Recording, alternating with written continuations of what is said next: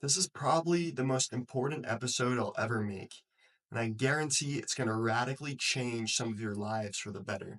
And yeah, I know, you've probably heard the cell phone's bad thing a million times at this point, but I don't think you truly understand how bad it is yet, especially if you're neurodiverse. In my personal experience, changing my relationship to my phone and digital media has had direct positive effects on my quality of life, and I want the same for you.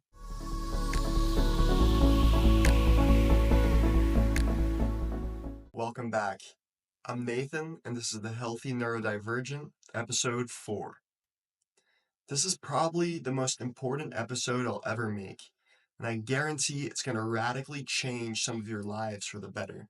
Typically, when we think of health, we think of treatments or habits that will extend our lifespan. But what about health being not just the years in our life, but the life in our years? In other words, our overall well being. If we see it in this way, there's one toxin in our environment that's easily the biggest detriment to this kind of health, and that's smartphones.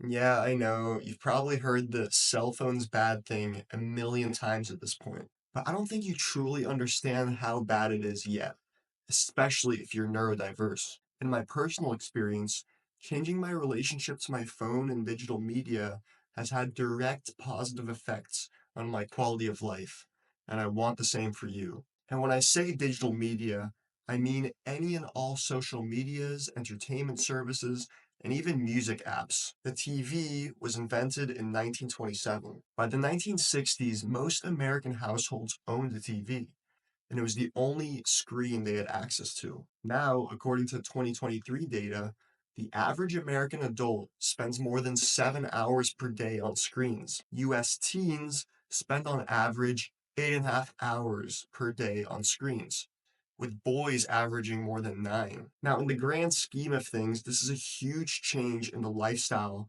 of someone living in a first world country. And clearly, we haven't gotten adjusted. But this isn't a screen time issue. This is an issue stemming from digital media consumption. I mean, just look at this graph from the 90s until today. Right around 2005 is when Facebook and MySpace started becoming popular. 2007 was when the first iPhone came out, and 2010 was when infinite scrolling gained popularity. And that sharp rise at the end there is no surprise considering TikTok came out in 2016. And young adults are clearly the most affected. You see almost a tripling of poor mental health, and even in the 35 to 54 age range, it nearly doubled. I'd say the thing to really underline here is how harmful the infinite scrolling or doom scrolling function has been. Because I know that we can't just trash our phones or delete all of our apps, but I believe infinite scrolling is really what's sucking the joy out of many people. Infinite scrolling simply started as a way to make browsing content more seamless and fast, removing the typical clicking through pages format, which was much slower and less stimulating. Eventually, it became so successful that every app, if they could, found a way to implement it, but realized that it's helping tech companies. But is it helping you? The founder of Infinite Scrolling, Azar Ruskin, has even expressed regret for inventing it. What infinite scrolling harms most is one's attention span. A famous study done by Microsoft found that people's attention spans on average decreased from 12 seconds in 2000 to around 8 seconds in 2013. Now just imagine how much worse it could be now. An attention span is a bit more than just your ability to focus. Attention span is driven by our engagement with things that aren't particularly exciting, which is most of your life. And not being engaged with most of life kind of sounds like depression.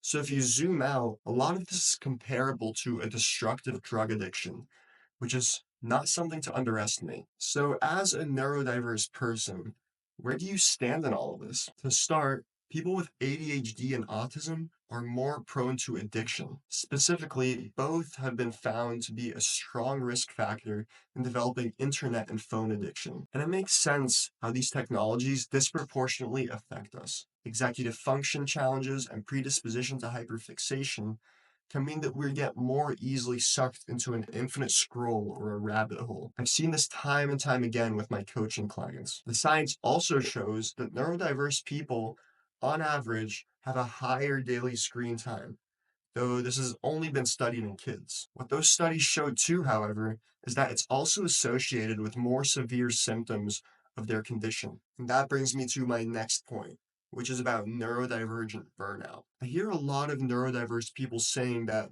scrolling alone in their room is a form of, a break. And while yes, I agree that digital media consumption is very soothing and relaxing, it's actually harming your mental health in the long run. I mean, even though it may get your happiness chemicals going, it's not actually giving your mind the rest it needs. And whatever led you to be burnt out often has to be processed in the body in order to be truly overcome. So, distracting yourself with scrolling or YouTube videos is actually a form of suppression. And I'm not even mentioning the content of this digital media, which is often either complete brain rot or a completely unrealistic perspective on someone's life. While it's true that ADHD and autism have a genetic component, unhealthy lifestyle choices exacerbate the negative symptoms and make your neurodivergent experience harder. So, put simply, here's what copious digital media consumption does to you as a neurodivergent person: it'll increase your anxiety, it'll increase your depressive symptoms, it'll disrupt your sleep, it'll lower your attention span and make you less focused. It'll contribute to sensory overload. It'll make you less social, and it lowers your overall resilience. This is why I'm a strong believer in the fact that while neurodiversity has been around for a long time, it's much more prevalent now in more extreme cases due to a lot of what I talk about in this Healthy Neurodivergent series. So, let's talk about what we can do about this. And I'll preface by saying that from experience, this is almost comparable to getting off of a drug addiction. It's hard. And right now, it's rare to find technology rehabs to help you quit this. And if you think my comparing it to a drug isn't true, I challenge you to not use any sort of short video scrolling function for a day. Cell phones and digital media are amazing tools, and they really could be to the benefit of the neurodiverse person, but they must be used responsibly. So here are ways to alleviate the negative impacts. To ensure your sleep isn't disrupted, try blue light glasses.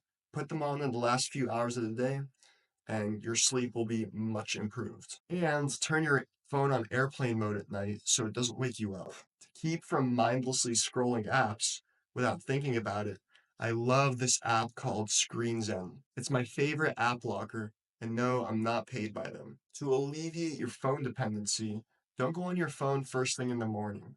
Your brain is very suggestible in the morning, and how you start your day will dictate how you interact with the rest of it. And if you can, I encourage everyone to try this once. Delete social media accounts. You'll realize just how little you actually need them, and fight the urge to re-download them. If you want to get even more devoted to quitting social media, I even recommend getting a light phone. I had a friend get a light phone, and he doesn't regret his decision one bit. This might also sound extreme, but find an excuse to take days off of phone use. Go on a sort of technology free retreat. There are many.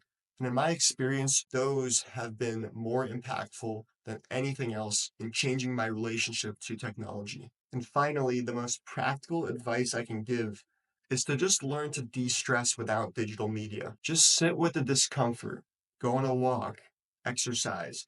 Do anything that isn't replacing discomfort with screen stimulation. Trust me when I say, whoever dedicates themselves to this will reap the benefits. And if you're thinking, all right, Nathan, cell phones are bad, I get it, but is it really possible to just turn all of this around and actually feel better as a result? My answer to that is absolutely.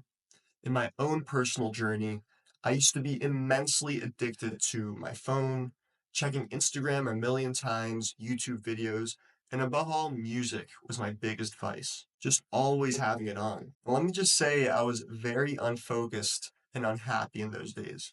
Years later, here I am, easily hitting less than an hour of digital media consumption every day and happier than ever. Instead of outsourcing my happiness to the dopamine hits on my phone, every day I meditate for an hour, I go on multiple walks, I journal, I read, and I work. It's counterintuitive to most, but I've never felt so good on a moment to moment basis. If only you knew how much of a gift your neurodiversity was. All you have to do is meet it halfway. Thank you so much for watching. Please check out my other stuff if you found that insightful, and I'll see you in the next episode.